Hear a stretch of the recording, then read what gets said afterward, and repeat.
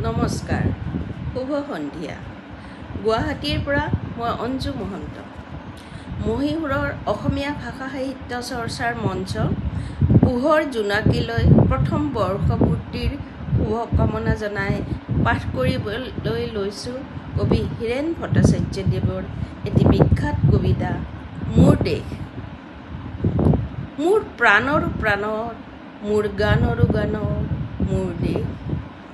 মোৰ প্ৰতিটো কামে, মোৰ প্ৰতিটো চিন্তাই এই দেশৰ বুকুত ৰচে শইচ সোণোৱালী ভৱিষ্যতৰ সপোন।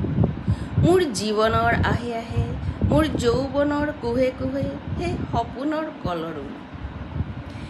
দেশে দেশে দেশ আছে, এনে বহু দেশৰ অৰঙে দৰঙে মই ঘূৰিছোঁ। বহু বন্ধুৰ সতে হাতে হাত ধৰি ফুৰিছোঁ।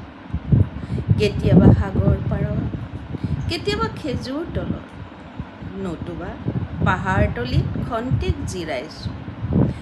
বন্ধুৰ সতে প্ৰাণ খুলি প্ৰাণৰ কথা পাতিছোঁ।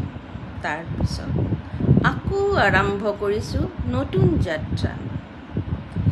এনে বহু যাত্ৰাৰ শেষ মোৰ দেশ, যাৰ বুকুৰ উমে মোক দিছে ভালপোৱাৰ আনন্দ, যৌৱনৰ প্ৰাচুৰ্য, জীৱনৰ নতুন অৰ্থ। এই দেশৰ প্ৰতিটো পুৱাই মোলৈ লুকাই আনে ঐশ্বৰ্যৰ বিপুল সম্ভাৰ। প্ৰতিটো সন্ধিয়াই বৈ আনে স্নিগ্ধ ফুলৰ সুবাস। প্ৰতিটো ঋতুৱে মোক দি থৈ যায় জীৱনৰ আশীৰ্বাদ। এই দেশৰ বাবে মই জীয়াই আছোঁ, এই দেশৰ বাবে মই জীয়াই থাকিবলৈ মৰণ পণ কৰিছোঁ।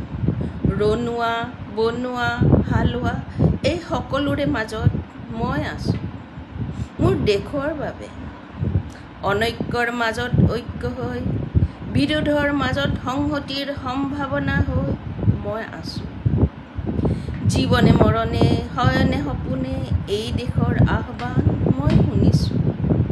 শত্ৰু মিত্ৰ সকলোকে মই চিনিছোঁ, সিহঁতৰ অন্তৰ মই বিশ্বাসেৰে জিনিছোঁ।